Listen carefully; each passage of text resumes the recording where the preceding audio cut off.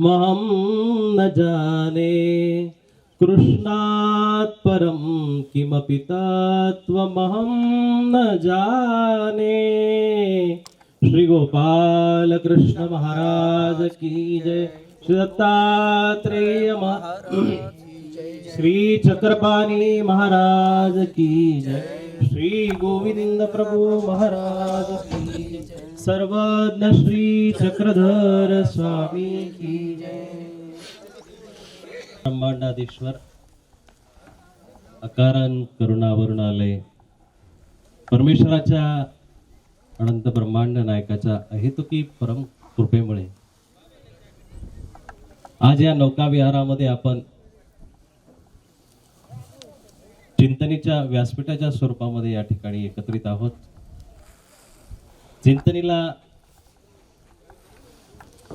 ज्यांनी जन्म दिला, त्याचं लालन पोषण केलं आणि एक 25 वर्षाचा त्यांना बाळ पोरगा आपल्या समोर जसा उभा असावा, आई वडिलांनी त्याची अनेक संबंधामध्ये बोलणी करून त्याला वधू शोधावी, त्या पद्धतीनं बाबांनी ह्या चिंतनीच्या व्यासपीठाला, रौप्य महोत्सवी व्यासपीठाला हे अथांग सागरासारखं असलेले सरोवर शोधलं। हा स्तुत्य उपक्रम या ठिकाणी आयोजित केला। परमपूज्य परमादरणीय पट्टाधिष्ठित प्रातस्मरणीय चिंतनीचे बाबा आणि त्यांच्या कल्पकतेला नमन आहे। या ठिकाणी उपस्थित आवर्जून उपस्थित असलेले चिंतनीचे जे शाखा रूपाने या अनंत महावृक्षाला सांभाळणारे परमपूज्य परमादरणीय श्री कळमकर बाबा, परमपूज्य परमादरणीय जिजाजी, या ठिकाणी ह्या चिंतनीचं एक स्वरूप बाबांच्या मनामध्ये बऱ्याच दिवसाचं घोटाळत होतं, त्या स्वरूपाला यथोचित रूप देण्याचं कार्य चक्राख्य प्रतिष्ठानचे परमपूज्य परमादरणीय स्नेहीरूप श्री मुकुंदराज बाबा यांना हे मनोगत कळल्यानंतर यांनी ह्या चिंतनीच्या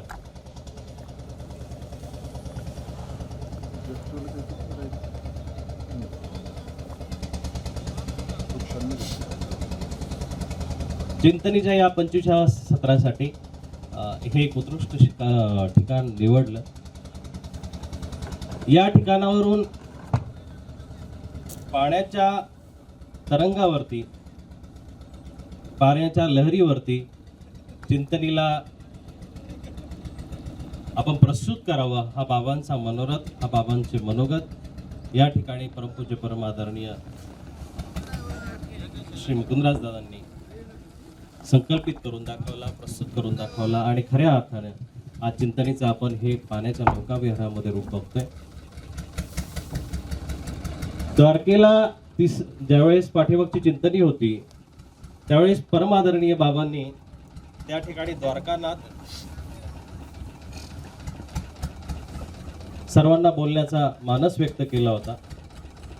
ज्या पद्धतीने भगवान गोपाल कृष्णाने पाण्यावरती द्वारका निर्माण केली, आज बाबांनी तोच द्वारकानाथ या निळवंडे धरणामध्ये साकार करण्याचा प्रयत्न या ठिकाणी केलेला आहे। हा खूप स्तुत्य उपक्रम आणि खूप आदरणीय उपक्रम बाबांच्या संकल्पनेतून या ठिकाणी जाहीर होतोय, याचा खूप मनोमन आनंद आहे।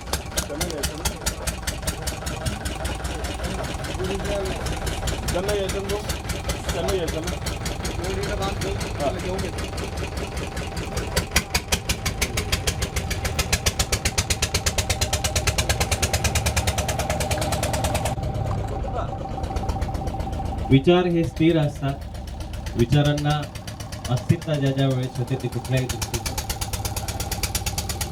त्या लहरी थांबल्यानंतर विचार स्थिर होतील। या सरोवरामध्ये नक्कीच कृष्ण प्रेमाचे, कृष्ण लीलेचे, कृष्ण भक्तीचे विचार ज्यावेळेस आपण टाकू, हेच पाणी ज्यावेळेस इथून खाली जाणाऱ्या जनतेपर्यंत पोहोचेल, ते नक्कीच कृष्ण अमृत होऊन पोहोचेल, याचं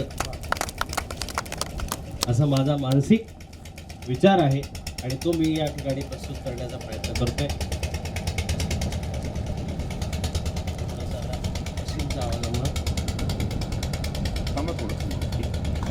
बाबांच्या स्वरूपामध्ये दिसत होते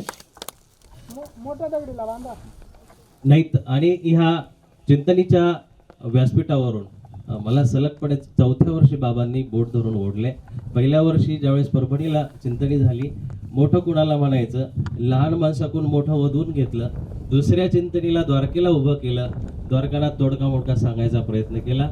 तिसऱ्या चिंतनीला पाथऱ्याला वाचन संस्कृतीबद्दल बोलण्याचा प्रयत्न बाबांनी माझ्याकडून करून घेतला. आणि 4थ्या चिंतनीचं ज्यावेळेस मनोगत कळलं, त्यावेळेस बाबा म्हटले, तुमच्या मनाने बोलायचा प्रयत्न करा. आज समाजामध्ये ज्यावेळेस मी सांगतो तसं कर, मी सांगतो तसं ऐक म्हणणारी माणसं बघितल्यानंतर, आणि तिसऱ्याच याच्यामध्ये बाबा म्हणतात की तुझ्या पद्धतीनं तुला बोलायचंय, तू तुझ्या पद्धतीनं तयारी कर. एखादा अभिनेता असेल तो त्याच्या मुलाला प्रदर्शित करत असतो, परंतु बाबांनी मला चिंतनेच्या माध्यमातून दर्शित केलं आणि या ठिकाणी प्रस्तुत करण्याचा योग मला प्राप्त करून दिला. अशी माणसं समाजामध्ये दुर्मिळ असतात. ज्या पद्धतीनं हे बाबांचं ममतामयी वात्सल्य स्वरूप आपल्याला दिसून येतं. काहीच दिवसापूर्वी आपल्यामधून आदरणीय सिंधुताई कैवल्यवासी झाल्यात. एक वात्सल्य मूर्ती, ममतारूपी व्यक्तिमत्व कुठल्या स्वरूपामध्ये असो, सिंधुताईंना आम्हाला जवळून बघण्याचा योग तर काही प्राप्त झाला नाही.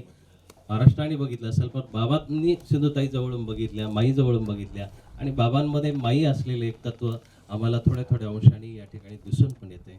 बाबा बरेचसे होतील, परंतु आईच्या स्वरूपामधला असलेला बाबा हा नक्कीच आपल्या लेकराला, नक्कीच आपल्या माणसाला, नक्कीच आपल्या धर्मसाधकाला मोठा करत असतो, याचा स्तुत्य आनंद आहे. असो, बुद्ध पुरुष जे असतात समाजामधले, त्यांना त्यांची स्तुती प्रिय असते, परंतु जे बुद्ध पुरुष असतात आपल्या स्तुतीनं, आपल्या दिलेल्या पदव्यांनी आनंदित न होता संकोचित होतात. म्हणून बाबांना मला आणखी काही संकोच करायचा नाही. मी माझ्या पुढच्या विषयाला सुरुवात करतो. हे वास्तविक बघता सेल संपले,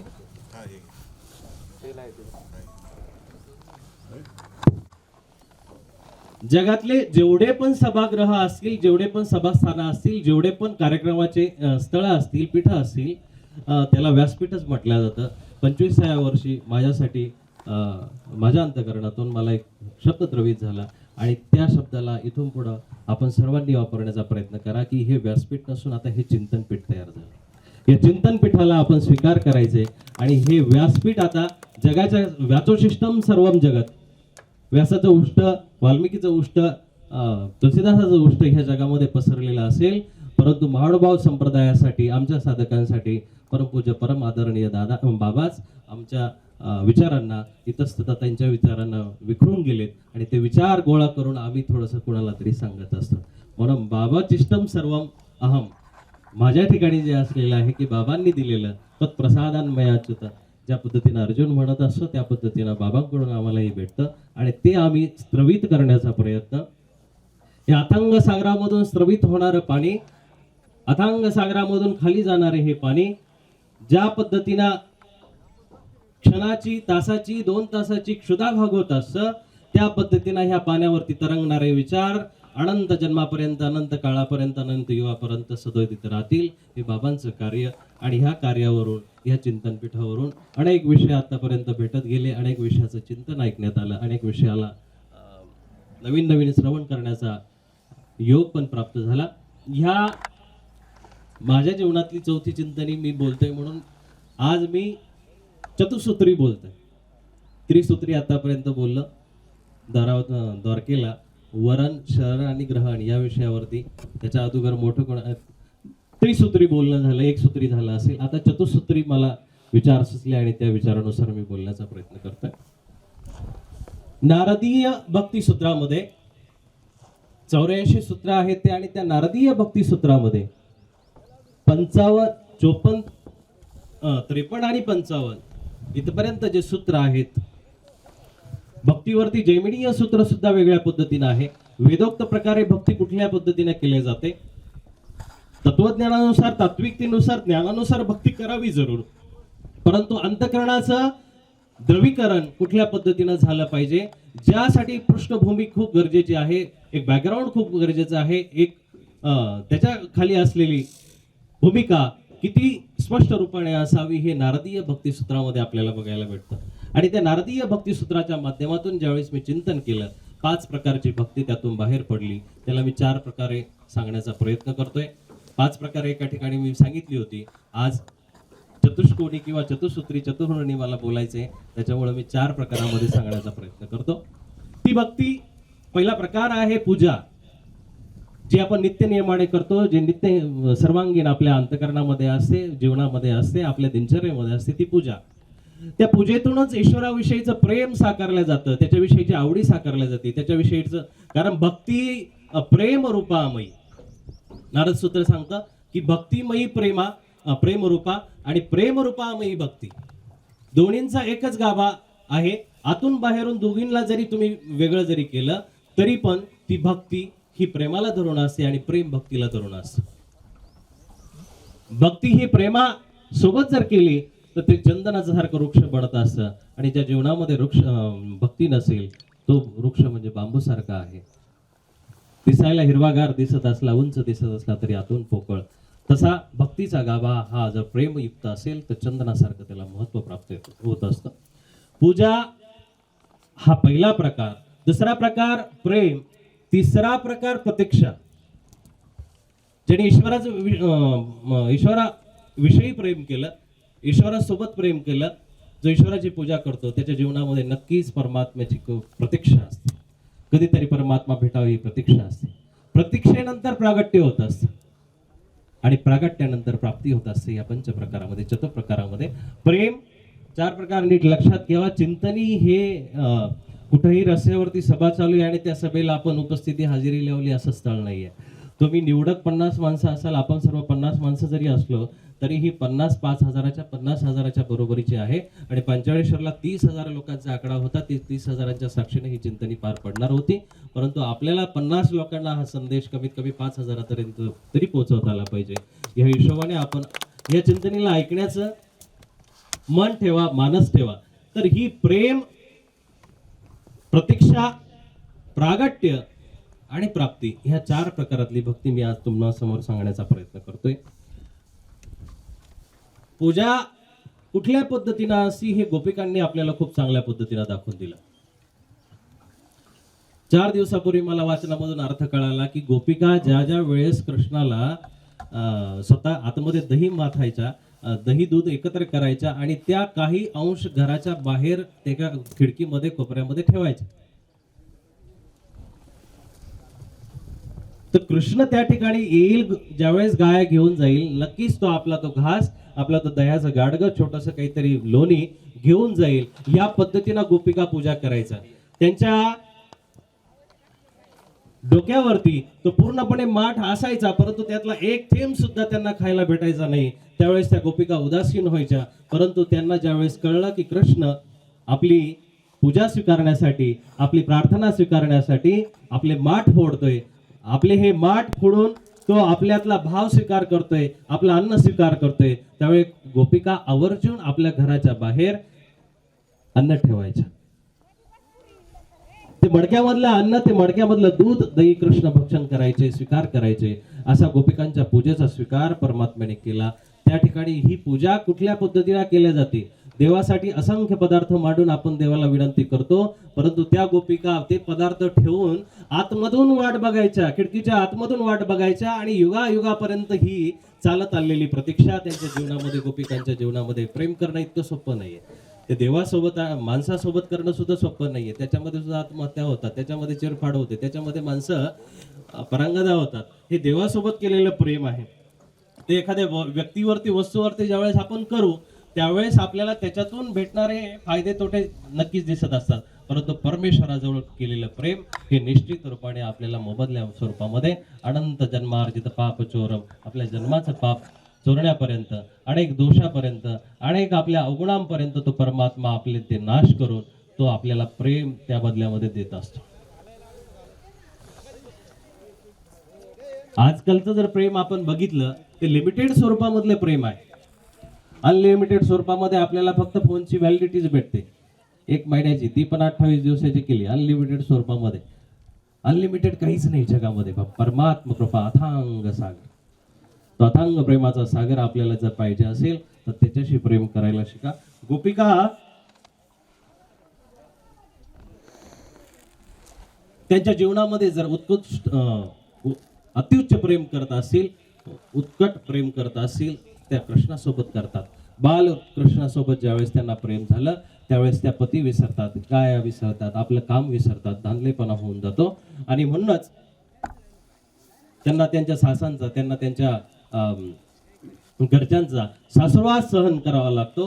हे कृष्ण भक्तीचं, कृष्ण प्रेमाचं सगळ्यात महत्वाचं लक्षण गोपींमध्ये आपल्याला दिसून येतं.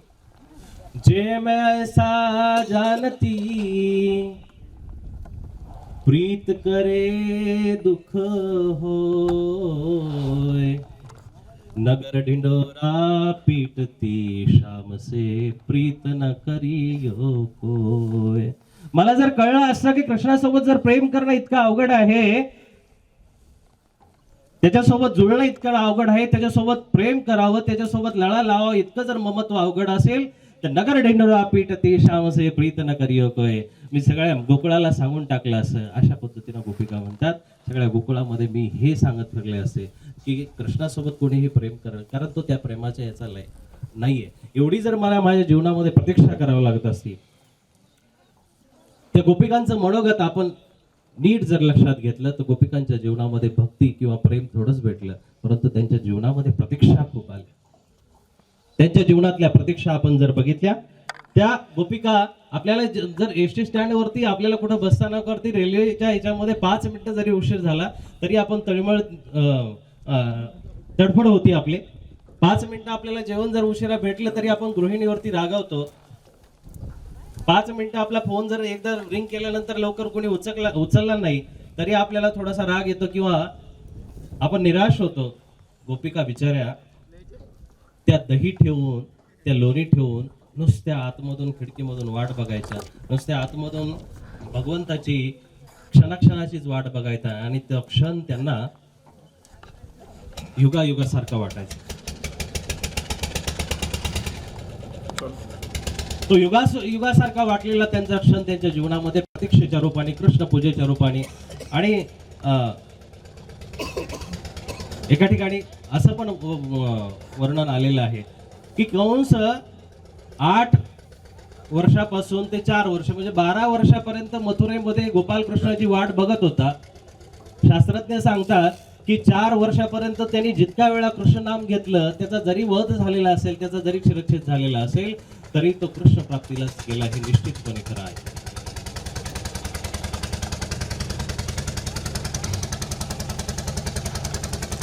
पाठ फोडता फोडता गोपिकांच्या अंतर्भूत भावना जर आपण लक्षात घेतल्या तर त्या खूप समजण्यासारख्या. त्या प्रतीक्षा आणि प्रेम कसं करतात हे आपल्याला दिसून येईल. एक गोपी म्हणते, ए नकोच फोडू कान्हा माझी घागर आज रिकामी, हसेल सारी गोकुळ नगरी होईल रे बदनामी. आज दिली बघ नंद किशोरा लाज तुझ्या हाती रे, रीतीचं घागर नशिबी माझ्या शरण तुला मी आले देवा, शरण तुला मी आले. कृष्णा, रिकामी घागर फोडण्यापेक्षा आज माझी घागर रिकामी आहे मी तुला आवर्जून सांगते, परंतु ज्यावेळेस माझी घागर भरलेली असेल त्यावेळेस अवश्य फोड आणि याच्यामधला भोग, याच्यामधले पदार्थ तू चाखून बघ. आणि फोडता फोडता माझी अलौकिक तत्वाची जी अविद्या मला आतापर्यंत लागलेली आहे, माझी जी अविद्या जीवाच्या ठिकाणी लागलेली अविद्या, ती फोडून मला जर तुझ्या चरणी विलीन जर केलं तर खरी मी नशिबान स्वतःला समजून घेईल, खरी मी पात्रतेची मी स्वतःला समजून घेईल. या पद्धतीनं कृष्ण गोपी कृष्णाच्या वियोगामध्ये, कृष्णाच्या प्रेमामध्ये, कृष्णाच्या नावामध्ये इतकी प्रतीक्षा करतात. दुसरी प्रतीक्षा गोपींच्या जीवनामध्ये आपण जर लक्षात घेतली ती गोकुळामधले, वृंदावनामधले ज्यावेळेस उद्धव समजवायला जातात त्यावेळेसची प्रतीक्षा आहे. उद्धवाने त्यांना समजावण्याचा प्रयत्न केला, हा प्रसंग सर्वांना माहिती आहे. आणि त्यावेळेस गोपिका म्हणतात, ये तो प्रेम की बात है उद्धव, बंदगी तेरे बस की बात नहीं है. उद्धवाला सुद्धा आव्हान देणाऱ्या गोपी, उद्धवाला सुद्धा चॅलेंज देणाऱ्या गोपी, भक्तीमध्ये इतकं मोठं प्राबल्य, इतकं मोठी प्रबलता, इतका मोठा बलाढ्यपणा जर कोणाच्या हातामध्ये असेल तर तो गोपींमध्ये होता, तो भक्तामध्ये होता, त्या गोपींच्या कृष्ण मूर्तीमध्ये होता, कृष्ण प्रेमामध्ये होता. आणि शेवटी उद्धवाला सुद्धा त्या विनंती करतात, ज्यावेळेस त्या गोपींमध्ये चर्चा चालू आहे, का ग तू सकाळी गेली होती कात्यायनीच्या मंदिरामध्ये, तुला बघितलं, काय भानगड आहे, तू तर कृष्णावरती इतका जीव लावत होती, इतकं तुला कृष्ण प्रेम खूप स्तुत्य वाटायचं, अनोखं वाटायचं, आणि तू आज सकाळी सकाळी कात्यायनीच्या मंदिरामध्ये गेली होती. त्यावेळेस त्या गोपीच्या नेत्रामधून अश्रुधारा वाहते, आणि कशाला जाणार आहे मी कात्यायनी, मला नाही देवी देवी आवडत,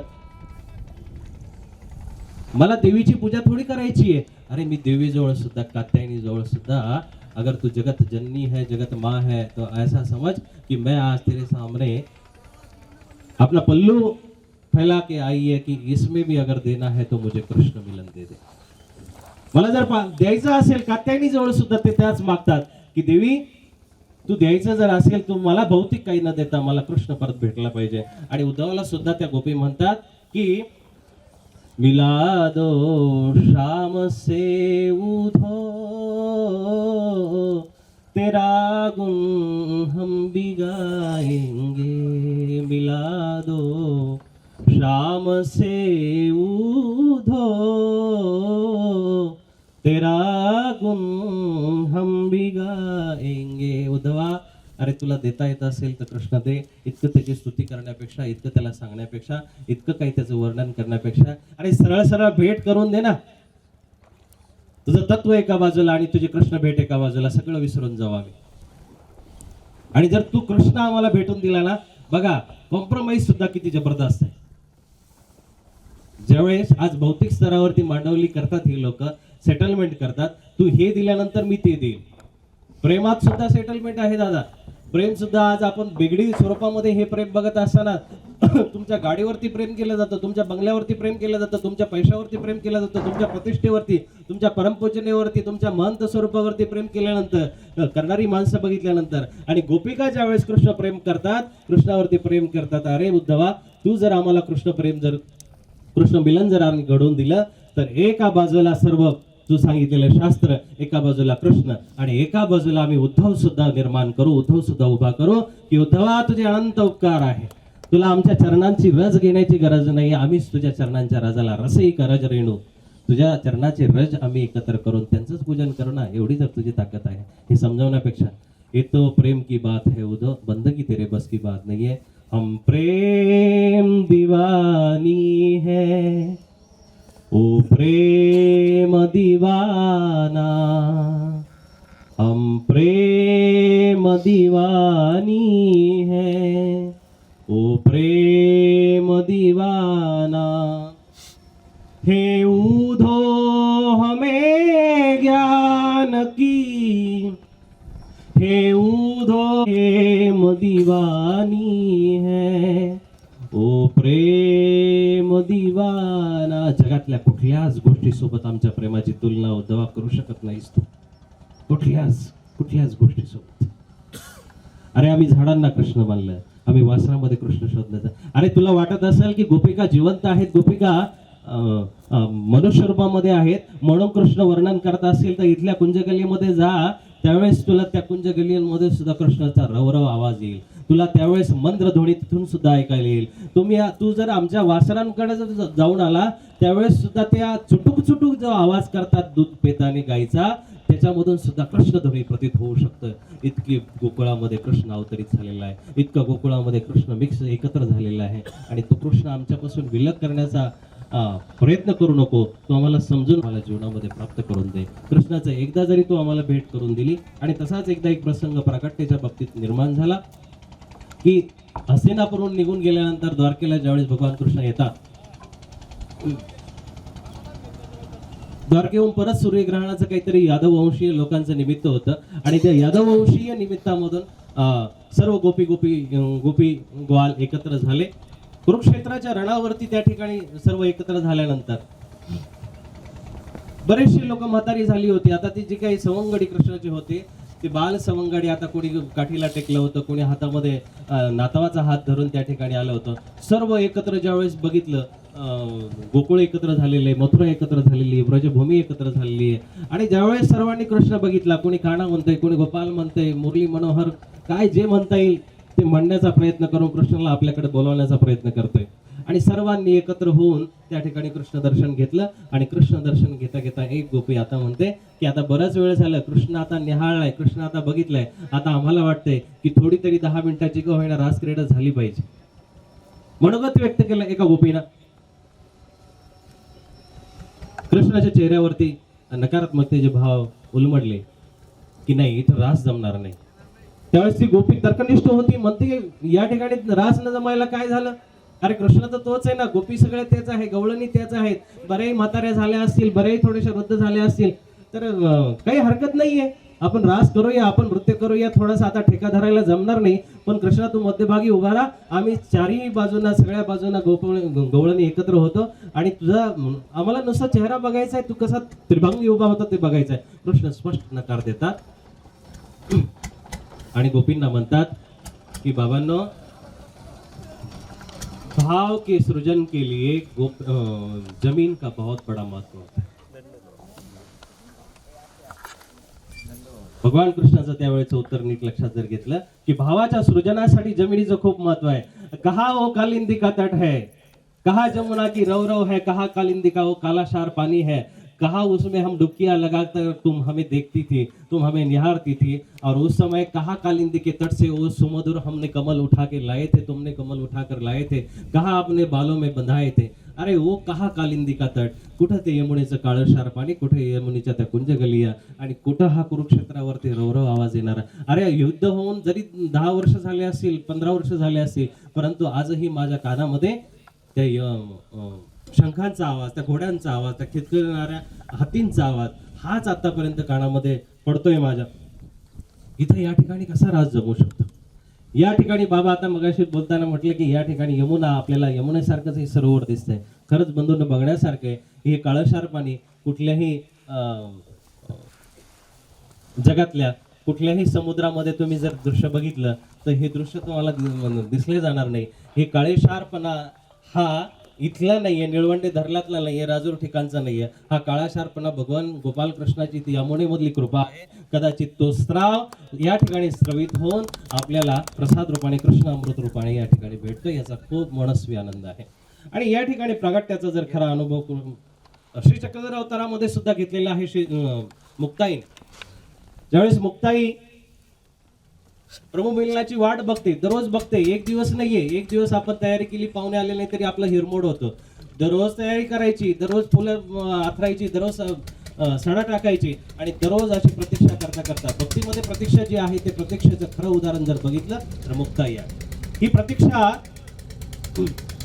मुक्ताईच्या जीवनामध्ये आली. आणि ज्या पद्धतीनं बघा कृष्ण अवताराचं आणि श्री चक्रधर अवताराचं सुद्धा साम्य असं की कुब्जिकेचं प्रभू श्री गोपाल कृष्णांनी ज्या पद्धतीने उद्धार केला, कुब्जिका हनुवटीला धरून उच्चारली, त्या पद्धतीनं मुक्ताई सुद्धा हे एक पाऊल पुढे टाकतो आणि सांगतो की ज्यावेळेस भगवान गोपाल श्री चक्रधर प्रभू मुक्ताईला ज्यावेळेस भेटले, ती 1400 वर्षाची मुक्ताई 16 वर्षिणी झाली. दादा 16 वर्षिणी झाली. आणि प्रभू श्री चक्रधर महाराजांना त्यावेळेस जे भेटली, कारण परमात्मा ज्यावेळेस तो प्राप्त होत असतो तर जरा अवस्थेमध्ये प्राप्त नाही, तो यौवन अवस्थेमध्ये प्राप्त होत असतो. आणि त्यावेळेस फुललेलं सुद्धा, कारण प्रत्येक अवताराने त्याच कारणाने यौवन अवस्था प्राप्त करूनच जगाला दर्शन दिलेले. यौवन अवस्थेमध्ये परमात्मा प्रगट हो जगामध्ये विहरण करत राहिला आणि तो भक्ताला सुद्धा ह्या सुंदर स्वरूपामध्ये घेऊन जात असतो. आणि त्या मुक्ताईला सुद्धा प्रभू गोपाल श्री चक्रधर प्रभूंचं जे दर्शन झालं ते तारुण्य 16 वर्षीय रूपामध्ये झालं. हा प्रागट्याचा अनुभव खऱ्या रूपाने आहे.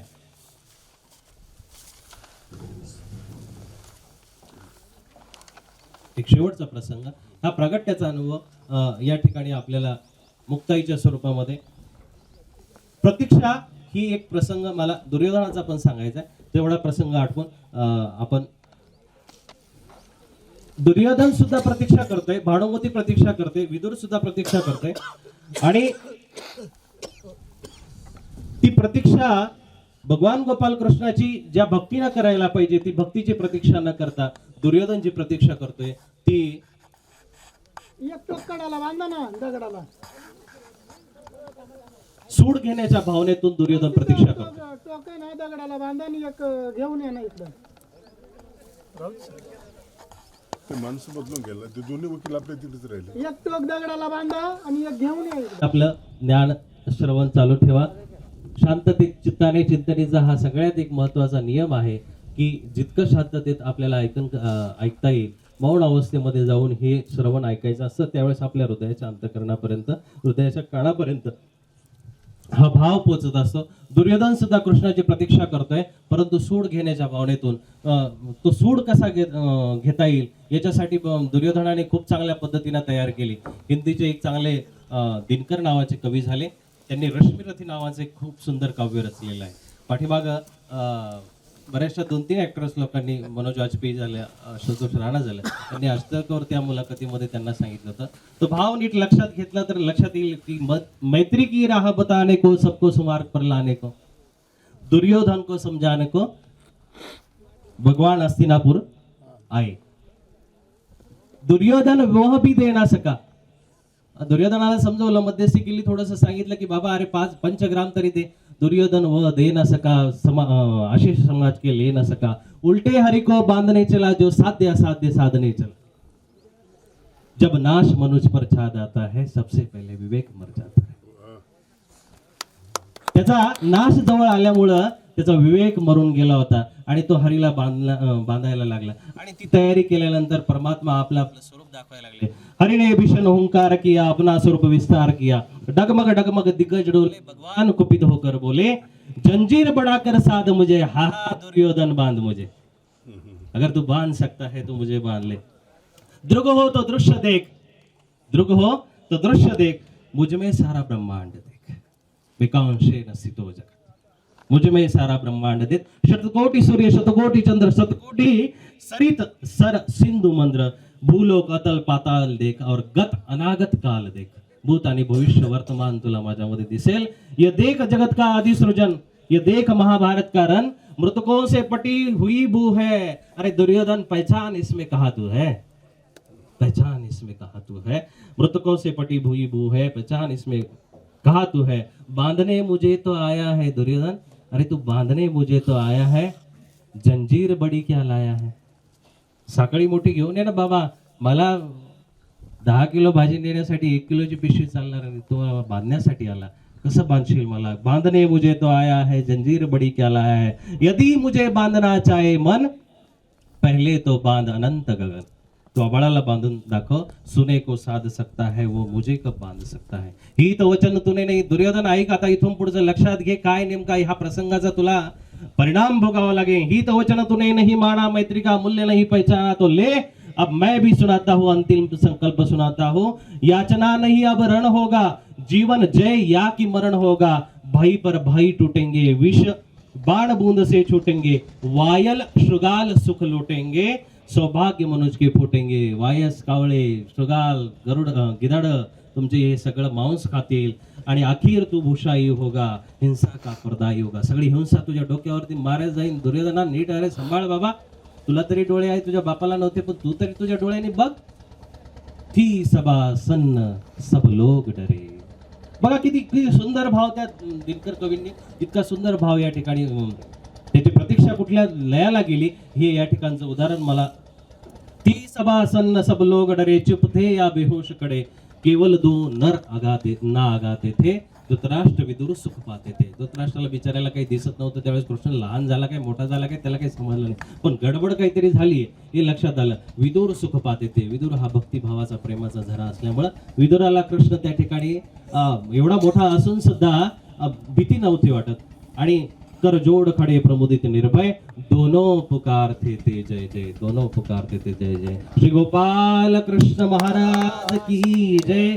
अशा पद्धतीने श्री गोपाल कृष्णाची जी प्रतीक्षा आहे, कशी विलयाला जात असते ती प्रतीक्षा चांगल्या रूपाने बाबांना करता आली तर करा, वाईट रूपाने जर केली त्याचं सुद्धा फळ द्यायला तो तयार असतो. आपण त्याच्या समजावण्यावरती जाऊ नका, कारण तो तुम्हाला एकदाच समजवतो. त्यांनी गोकुळाला समजून बघितलं, त्यांनी मथुरेला समजून बघितलं, त्याला व्रजभूमीला समजून बघितलं, आणि ज्या ज्या ठिकाणी तो समजून आला त्या ठिकाणी परत वापस गेला नाही.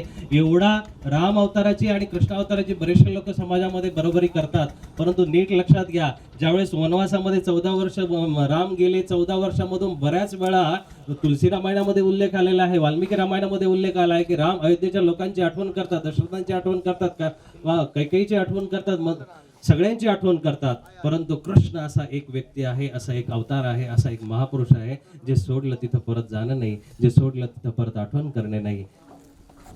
असंग शस्त्रेण दृढेन चित्वा, खरं संन्यासत्व त्या अवतारामध्ये समर्पित आहे. आणि ह्या पद्धतीनं कृष्णाची आपण जर पूजा केली, त्या पूजेचं आपल्याला फलस्वरूप म्हणून, भक्तीचं प्रेम प्रतीक म्हणून आपल्याला कृष्णाविषयी प्रेम भेटत असतं. आणि ती प्रतीक्षा मग आपल्याला जीवनामध्ये प्राप्त होते की हरी भेटावा, हरी भेटावा. आता जीवनामध्ये दुसरं काही नकोय, परमात्मा भेटला पाहिजे. त्याच्यानंतर त्या प्रतीक्षेचं प्रागट्य रूपामध्ये आपल्याला सांगितलं, मुक्ताईला प्रभू परमात्मा भेटायला आले, गोपाल कृष्ण परमात्मासाठी येतात. आणि बघा याच्यामध्ये एक प्रसंग, त्या परमात्म्याचं श्रीचरण आपल्या वक्षस्थळावरती हवं असतं. त्याला परमात्म्याचं श्रीचरण वक्षस्थळावरती हवं असतं. भगवान श्री चक्रधर प्रभूंच्या चरित्रातला श्री नागदेवाचार्यांचा प्रसंग आपल्याला सर्वश्रुत आहे की ते ज्यावेळेस भगवंताचं श्रीचरण आपल्या हृदयाला देतात, अलंकतात आणि तिथंच मोमे देतात. गोपिकांचं सुद्धा एक खूप चांगलं गोपिगीतामध्ये 19वे जे वर्णन आलेले श्लोक आले की येते सुजात चरणांबू रुहस्तनेश भीताशने प्रियदती मही कर्कशेषु तेनाटवी तद व्यक्तते किंचित कृपादी ब्रह्मती धीर भवादुषांना. म्हणजे भगवंता भाव लक्षात घ्या की हे गोपाल कृष्ण महाराज, हे गोपाल कृष्ण बालकृष्णा, की तू ज्यावेळेस आमच्या जवळ तुझ्या अनवानी पायाने येतो, ज्यावेळेस आम्ही तुझे बालकृष्णाचे तुझे चरण उचलतो, त्यावेळेस आम्हाला ते आमच्या कठोर स्तनावरती ठेवताना सुद्धा भीती वाटते की क्वचित त्याला तुझ्या चरणांना जखम होणार नाही, दुखणार नाही. आणि इतका नाजूकपणे आम्ही तुझा सांभाळ केल्यानंतर सुद्धा तू त्या जंगलामध्ये, यमुनेच्या, गोकुळाच्या, वृंदावनाच्या, गोवर्धनाच्या जंगलामध्ये कुठे फिरत बसलाय? बाबा ये लवकरात लवकर आम्हाला जवळ घे. आणि गोपिका त्यावेळेस रडतात बंधूंनो. आणि ते श्रीमद भागवतातलं खूप सुंदर उदाहरण, खूप सुंदर रचना. रुदु सुस्वरम राजम कृष्ण दर्शन लालसा. हे राजन बंधूंनो, आम्ही रडतोय. रुदु सुस्वरम राजम.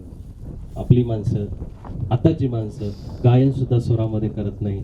रडणं तर खूप लांबच राहिलं. त्या गोपिका स्वरामध्ये रडतात की तो कमीत कमी रडण्याचा स्वर ऐकून कृष्ण व्यथित झाला नाही पाहिजे आणि तो स्वर ऐकून कृष्ण धावत आला पाहिजे. या पद्धतीनं गोपिका त्या सुस्वरम राज कृष्ण दर्शन. आणि लालसा काय? कृष्ण दर्शन लालसा. बंगला नको, माझा आश्रम नको, माझी प्रतिष्ठा नको, मला जगातलं कुठलंही सुख नको, दुःख नको. आणि ह्या पद्धतीनं प्रागट्य भाव ज्यावेळेस तुमच्यामध्ये असेल, परमात्मा जिवंतपणी ह्याच देहा याची डोळा, आपल्याला तो भाव आपल्याला प्रागट्य रूपामध्ये आपल्या समोर आला, निश्चित रूपाने प्राप्त आहे. ज्या पद्धतीने श्री दत्तात्रय प्रभूंचं बाबांनी सांगितल्याप्रमाणे अमोघ दर्शन शांत जरी असलं तरी अनेक जन्मार्जित पाप चोरण किंवा पुनरपी जन्म पुनरपी मरणम ह्या सगळ्या घटकांना बंद करून टाकतं. तसं भगवत प्राप्तीचं उदाहरण आपल्याला ज्यावेळेस त्याचं दर्शन होतं, प्रागट्य होतं, त्यावेळेस आपल्याला भेटत असतं. शेवटचा एक प्रसंग हा राहिला. 5 मिनिटांमध्ये मी आपलं वक्तव्य संपवतो, कारण आपण नावेमध्ये बसलोय बाबा. नावेचा जो प्रसंग आहे तो राम अवतारामध्ये सर्वश्रुत आहे की केवटाला सुरुवातीची पूजा भेटली, केवटचा बराचसा संघात झाला. परंतु त्याही पेक्षा एक सुंदर प्रसंग आपला भगवान श्री गोपाल कृष्णांच्या बाबतीतला मी आपल्याला ऐकण्याचा प्रयत्न करतो. ज्यावेळेस हस्तिनापूरचं युद्ध झालं, मथुरेहून प्रभू निघतात आणि द्वारकेविषयी गोपाल कृष्णाच्या मनामध्ये आलं की द्वारकेमध्ये आपलं स्थापन व्हावं, यादवांचं राज्य, म्हणून द्वारकेला संदेश जातो. आणि संदेशा गेल्यानंतर कमीत कमी 5-10 वर्षांनी भगवान गोपाल कृष्ण कमीत कमी 5-10 वर्षांनी द्वारकेला येतात. आणि द्वारकेला आल्यानंतर ह्या इकडच्या मेन द्वारकेचे ज्या ठिकाणी शहर आहे, ज्या ठिकाणी गोपाल कृष्णाचं आता मंदिर आहे, तर त्या ठिकाणून बेट द्वारकेला जाण्याचं परमात्म्याची इच्छा जाहीर झाली. आणि त्या द्वारकेतून रथ त्या बेट द्वारकेच्या अलीकडच्या कठड्यावरती, अरबी समुद्रावरती उभा राहिला. आणि बेट द्वारका समोर दिसते आणि त्या ठिकाणी नावाडी एक सुसज्ज होऊन त्या ठिकाणी उभा होता.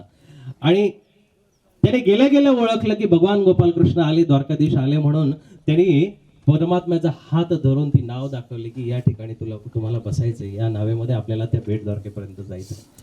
भगवान स्मित हास्य करत त्या ठिकाणी पोहोचतात. आणि पोहोचण्याच्या अगोदर नावेवरती चढण्यापूर्वी त्या नाविकाने, त्या केवटाने भगवान गोपाल कृष्णाचे चरण धुतले. त्या ठिकाणी भगवान गोपाल कृष्णाचे म्हारो द्वारिकानो नाथ मारो राजा रणछोड़ छे, એને મને માયા લગાડી દે, એને મને માયા લગાડી મારાવાલા, एने मने मायाल गाडी मारावाला तने मने मायाल गाडी रे द्वारिकानो नाथ मारो राजा रण छोड छे एने मने मायाल गाडी रे. तेव्हापासूनच त्याचं प्रेम उत्कट झालेलं प्रेम आणि भगवान गोपालकृष्णाचे त्यांनी पाय धुतले. त्याच्या घरापर्यंत एका मुलाने लगेच संदेशा दिला आणि त्या केवटाची त्या नौका विहाराची त्या नाविकाची पत्नी त्या ठिकाणी आली आणि त्या ठिकाणी पत्नी आल्यानंतर तो नाविक तिला आदेश देतो. खूप सुंदर प्रसंग आहे बंधूंना, लक्षात घ्या, तुमच्या कदाचित ऐकण्यात आजपर्यंत आलेला नसेल. आणि तो प्रसंग असा की त्या नावाड्याने त्याच्या पत्नीला संदेश पाठवला, निरोप पाठवला की अरे द्वारकाधीश भगवान गोपालकृष्ण द्वारका निर्माण करण्यासाठी आपल्या जवळ येत आहे आणि पहिल्यांदा जो प्रवास करताय ते रथामधून उतरल्यानंतर आपल्या नावेमध्ये आज आपलं सौभाग्य जागृत झालं, आज आपलं सौभाग्य उदयाला आलं. अरे नौका में पार करते करते ऐसा कभी पता नहीं था कि जगत को पार करने वाला मेरी नौका में आके बैठेगा. ऐसा मेरा सौभाग्य उजड़ा है. भगवान गोपालकृष्णाला त्या ठिकाणी त्यांनी बसवलं आणि बघा ती मल्लाईन म्हणजे नाविकाची पत्नी त्या ठिकाणी आली आणि त्यावेळेस तो नावाडी तिला म्हणतो की तू पूजन कर. ती म्हणते तुम्ही केलं ना हो बाबा, तर तुम्ही 100 रुपये पूजा केली, आता मी कशाला सेपरेट करू. अरे तू कर तुझ्या पद्धतीने, तुझ्याकडे ठेवलेला असतील कुठं साखरेच्या डब्यामधले हरभऱ्याच्या डब्यामधले काढ, डाळीतल्या डब्यामधले तू कर तुझ्या पद्धतीने, तुझा त्या मल्लाईनला सांगतो की तू पण देवाची पूजा कर. त्यावेळेस तिनं पण त्या अरबी समुद्रातील थोडंसं पाणी उचललं आणि भगवान गोपालकृष्णाचे पाय धुतले. त्यावेळेस तो दरडावलेल्या स्वरामध्ये तो नावाडी म्हणतो, अरे माझ्या थोडासा डोळ्याला मोतीबिंदू झालेला आहे, तू त्या भगवंताचे त्या द्वारकाधीशाचे पाय चरण चांगल्या पद्धतीनं धुव ना बाबा. ती म्हणते धुतली ना आताच, आता धुण्यासारखं काय राहिले. ते म्हणतो मला थोडीशी धूळ दिसतीये.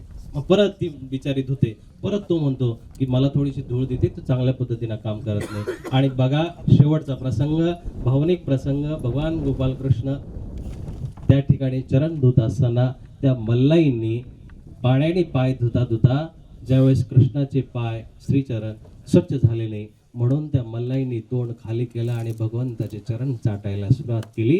ज्या पद्धतीनं वासरू गाई वासराला चाटत असते, ममता स्वरूपमयी वात्सल्य मूर्तीमयी ती गाय ज्यावेळेस त्या वासराला चाटते ती वात्सल्यता ज्या पद्धतीनं आपल्याला दिसत असते त्या पद्धतीनं त्या मल्लाईंना भगवान गोपाल कृष्णाचे श्रीचरण चाटले. बंधू श्रीचरणाला जीभ लावून मग नखांकडून, बोटांकडून, एडीकडून, चोटीकडून वरती घोट्यापर्यंत पाय ज्यावेळेस चाटून ती स्वच्छ करते. भगवान गोपाल कृष्णाच्या द्वारकेमधला तो पहिला प्रेमाश्रू त्या नाविकाच्या नावेमध्ये पडला. म्हणून जे नाव चालवणारे माझे या ठिकाणी बंधू असतील त्यांना ही चिंतनी सादर सलाम करते, दंडवत करते की आपल्यामुळं ह्या चिंतनीचं एक खूप उत्कृष्ट स्वरूप आम्हाला तुम्ही उपस्थित करून दिलं, बघायला भेटलं. श्री गोपाल कृष्ण महाराजांनी ज्या पद्धतीनं त्या द्वारकेमध्ये द्वारका उभी केली होती त्याच पद्धतीनं या ठिकाणी आम्ही 2 दिवस 3 दिवस द्वारकानाथ भगवान गोपाल कृष्ण उभा करण्याचा प्रयत्न करणार आहोत. आपण अहोभागी आहात की आपल्या नौकाला या संत महात्म्यांचे सर्वांचे पाय लागले. आपण अहोभागी आहात, आपण सौभाग्यशाली आहात की ह्या पाण्यावरती नाव तरंगता तरंगता तुम्ही भगवंताचं नाव सुद्धा तारण्यासाठी ह्या नावेतून मदत केली. आपण धन्य आहात, आपण ह्या पुण्याचे वाटेकरी आहात, अधिकारी आहात. या ठिकाणी खूप तोडके बोल वातावरणामुळे असेल, कदाचित मला पण तरंगायची अजून सवय नाही आहे, पोहायची सवय नाही आहे, मी चिंतनीमध्ये अजून पोहणारा नाही आहे. बाबांनी मला हे जॅकेट घालून असंच पोहत ठेवण्यासाठी पुढं करावं. हे आपल्या विचाराचं जॅकेट, चिंतनीचं जॅकेट जर माझ्या अंगावरती बाबांच्या आशीर्वाद रूपाने राहिलं तर मी थोडासा तरी कमीत कमी पोहायला शिकेल. या ठिकाणी माझे हे तोकडे बोल चुकले असतील, वाकले असतील, लीळा लाघव स्तुती करिता जरी चुकलो स्वामी प्रभुरायाला जाईल. आपण या ठिकाणी उपस्थित असून आपणासमोर पण माफी मागतो. अधिकृतीनं काही बोल घडले असतील त्याबद्दल मला सढळ अंतकरणाने, सदृढ अंतकरणाने माफी क्षमा करावी. या ठिकाणी ह्या चिंतनेसाठी जेवढे पण श्रोतावर्ग या ठिकाणी उपस्थित झालेले आहेत, ही चिंतनेची शिदोरी आपण घरी जाऊन बाकीच्या लोकांमध्ये सोडण्याचा प्रयत्न करा, बाकीच्या लोकांना वाटण्याचा प्रयत्न करा.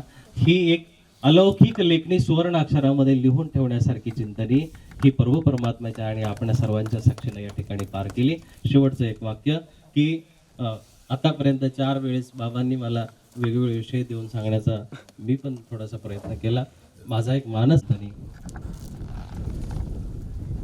बाबांसाठी आपण सर्वांनी विनंती करूया की बाबांचं आरोग्य आता थोडंसं ढासळत चाललंय. भगवंताच्या चरणाजवळ ही प्रार्थना आपण सर्वांनी करायची, मनोमन करायची.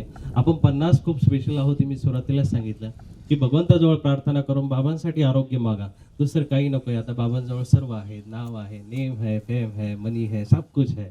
पर एक शरीर अगर साथ दे तो आदमी 100 साल की जिंदगी जो जी जाता है वो 1000 साल तक अबाधित रहती है. हीच प्रार्थना करून माझं मंतव्य या ठिकाणी थांबवतो. माफी मागतो. दंडवत प्रमाण. पहिल्या सत्राचे आभार माना. टाइम संपला. चिंतनीचं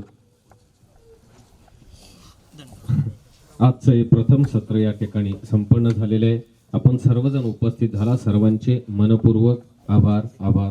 आणि सुंदर असं विवेचन शास्त्रीजींनी या ठिकाणी केलेले आहे. मी एवढेच म्हणेल, आती नहीं खूबी किसी की किसी में, बडा फरक होता है आदमी आदमी में. आज आपल्या सर्वांच्या जीवनाची जीवनरूपी नौकेचं सारथ्य आदरणीय बाबाजींनी केलेलं आहे आणि निश्चितपणे आपल्या सर्वांना या भवसागरातून ते त्या परमात्म्याकडे नेणार आहेत. असंच विशद शास्त्रीजींनी आपल्या वक्तव्यामधून केलेले. धन्यवाद. आजच्या उद्घाटन करते आदरणीय श्रद्धेय महोर पीठाधीश आचार्य श्री बाबाजींचे सुद्धा या ठिकाणी मनपूर्वक आभार आणि अध्यक्षांच्या अनुमतीने आजचे सत्र संपलं असं या ठिकाणी